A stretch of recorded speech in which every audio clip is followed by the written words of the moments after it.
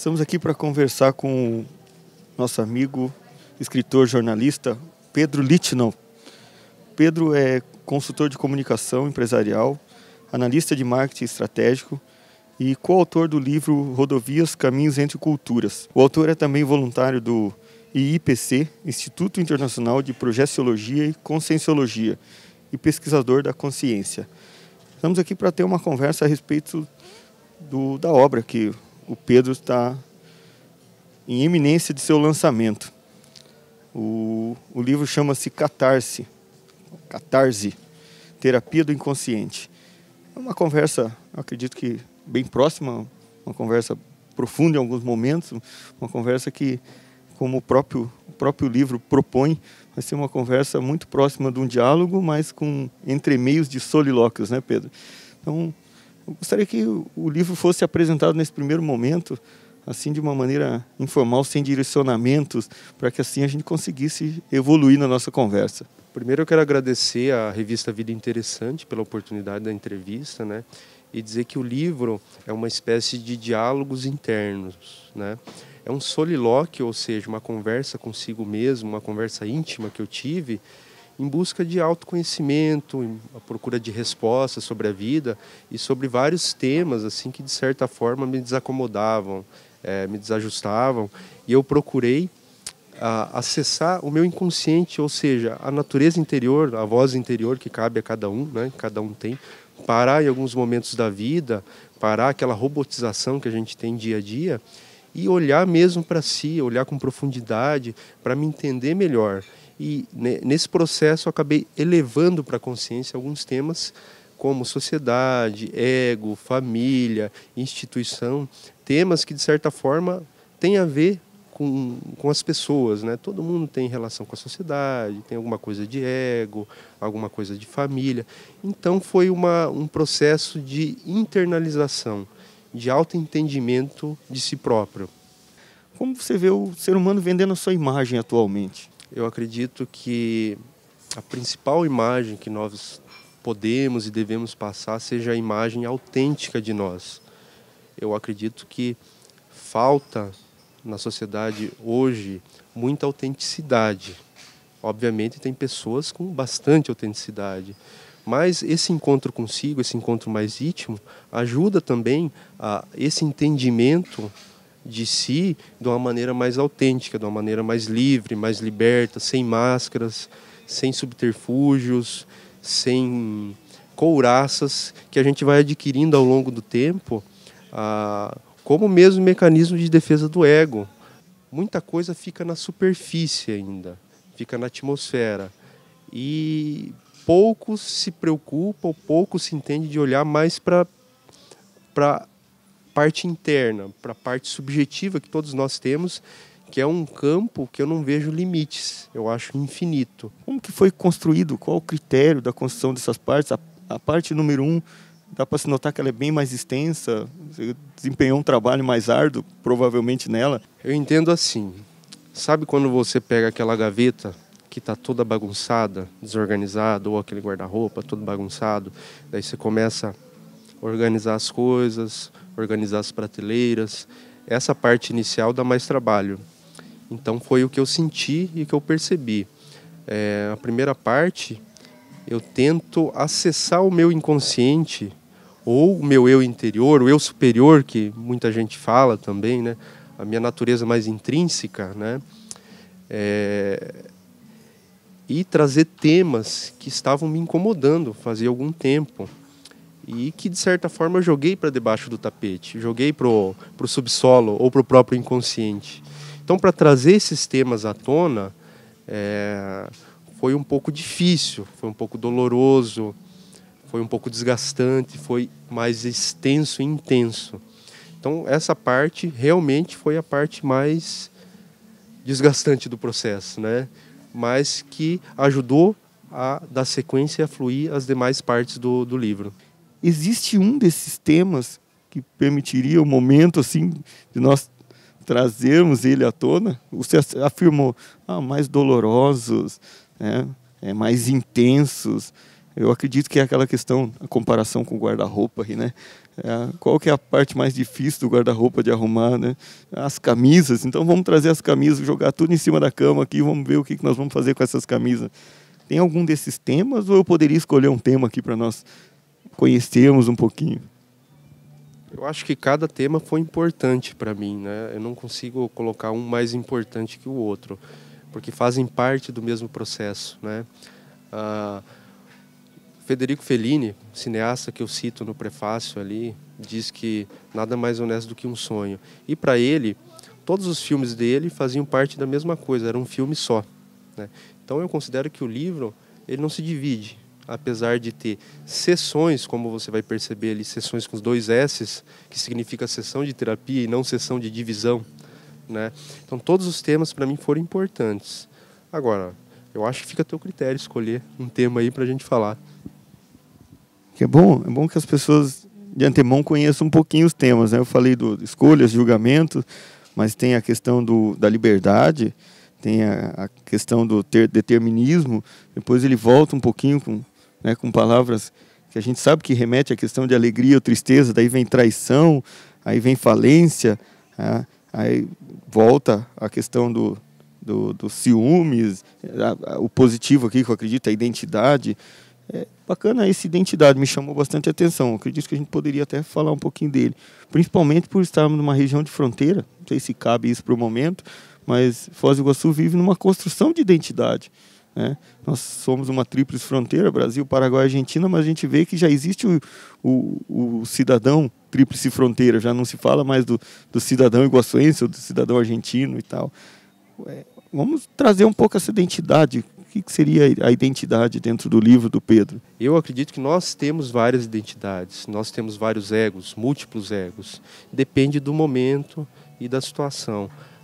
Obviamente, nós temos uma matriz da nossa personalidade, que rege os principais comportamentos, as principais atitudes e as nossas ações. Mas eu acredito que existe também a busca pela sua identidade real, que parte do princípio da integralidade ou da individuação, que é o entendimento verdadeiro de si. Você saber quais são suas qualidades, seus defeitos, suas sombras, suas máscaras. A partir disso, você aceitando isso, você começa a perceber qual a sua real identidade. Então eu parto desse princípio, a sua identidade original, com todas as nuances possíveis.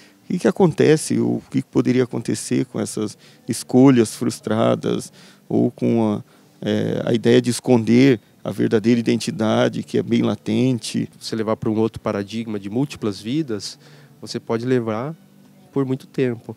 Então é um processo, um construto permanente e que vai seguir por muito tempo. Eu não acho que você vai resolver isso em 1 ano, 2 anos, 10 anos. Você sempre vai estar aprendendo, a se conhecendo melhor. E outra questão também, como disse o Raul Seixas, né? Nós somos uma metamorfose ambulante. Então a gente vai também adaptando essa identidade, vai construindo essa identidade e ela vai se moldando. Acho que existe um processo de evolução também aí, né? Agora, a autoaceitação é um processo interno de cada um também. Você gostar de uma característica da tua personalidade, do teu caráter, também é um processo de aprendizado. Um dos ramos aí que você atua, a questão da construção da imagem, voltada ao empresarial. Quando a gente fala de falência, uma é a falência para o empresário, que leva para dentro de casa, que depois é o marido, que é o pai, que é o amigo do futebol, que é o colega do happy hour. Como que funciona essa falência? O livro e o Pedro traria alguma mensagem disso? Quando você fala em falência para alguém, normalmente remete à questão material, né? A questão financeira, a questão econômica, a questão empresarial. Mas eu acho que transcende isso. Existem várias formas de falência. Você desistir de um objetivo, você abandonar um projeto. Não que isso seja recriminado, não é isso, mas são falências também, né? A falência social, a falência religiosa, que muitas vezes também não se consegue desenvolver. Então eu acredito que Eu passei também por vários processos de falência pessoal, quando eu deixo processos para trás também, eu deixo mágoas para trás, eu deixo, às vezes, amizades, companhias, trabalhos, sempre nesse processo de reconfiguração, de reconstrução. Então, eu acredito que a falência em si são as nossas perdas. Numa conversa de bastidores ali, você apresentou essas partes de uma maneira até mais prática. Como que é essa divisão, essas 4 partes? 4 partes. Então, a primeira parte, eu elevo esses temas para a consciência, né? Partindo do subsolo, do porão da consciência ou inconsciente. A segunda parte, o inconsciente me responde. O meu eu interior, ele entra em ressonância, em sintonia com o que eu tinha despertado e, de certa forma, me responde essas questões, mas de uma maneira mais linear, de uma maneira mais direta, sem essa divisão, essas separações, né? A terceira parte do processo, propriamente, seria o encontro entre o eu e o eu inconsciente, ou o eu superior, a voz interior, a natureza intrínseca, né? E a última parte, a quarta parte do livro, a seção 4, da minha terapia pessoal, seria a catarse propriamente, que seria o texto mais fluido. Como que essas respostas vieram? O Pedro perguntou a partir da organização e essas respostas vieram e se elucidaram. Como é que elas ficaram claras aqui no despertar, no desenvolver do livro? O que eu entendi, fazendo uma análise geral dessa resposta, de ouvir mais a minha essência, a minha essencialidade, foi que o meu eu interior, meu eu inconsciente ou superior, ele sempre me ouviu. Ele sempre esteve comigo. Nós fazemos parte da mesma personalidade, só que por algum tempo separados ou bloqueados, né? Uma resposta que eu entendi foi o seguinte, que estava tentando me acessar, mas eu não estava aberto para isso, né? Eu não permiti também que essas respostas viessem à tona. E como que aconteceu daí a conversa do Pedro e o inconsciente do Pedro? Agora isso gera uma curiosidade. O Pedro se fechar e escutar um pouquinho, ou se abrir, né? Vamos falar se fechar, porque fica estranho, que é um livro de abertura interior aqui. O Pedro se auto-escutar foi muito bacana de ouvir. Agora, como que aconteceu essa conversa? A gente fica imaginando as vozes acontecendo assim. Como que aconteceu essa conversa? O processo foi no calar da noite, né? Foi de madrugada, eu estava ansioso, não conseguia dormir, muitos pensamentos sobre o livro, esse processo de autoconhecimento.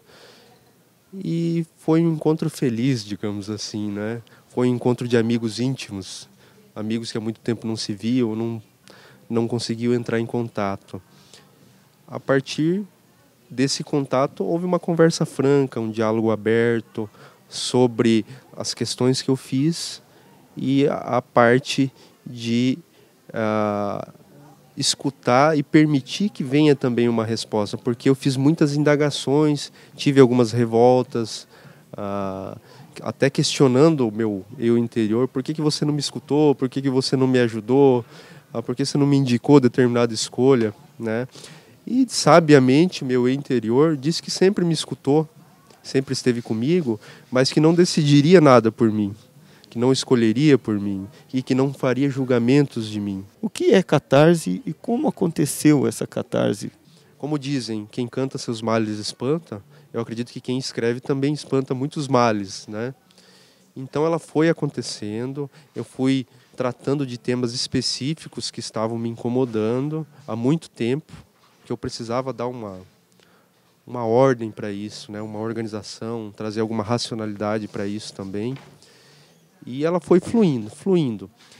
E o tema, a sessão final é a catarse propriamente, que já é uma fase que eu já estou mais livre, mais solto, e que se reflete no próprio texto, que ele segue uma linha contínua, abordando também, de uma maneira até mais superficial, esses temas, e liberando essas emoções, essa etapa da minha vida que foi muito importante para o meu amadurecimento pessoal também. Então, como você disse, a catarse, a purificação, né? Vamos usar talvez esse sinônimo para a palavra. Nós temos o lançamento programado para o dia 17 de dezembro, aqui na Nobel mesmo, às 19h30. Né?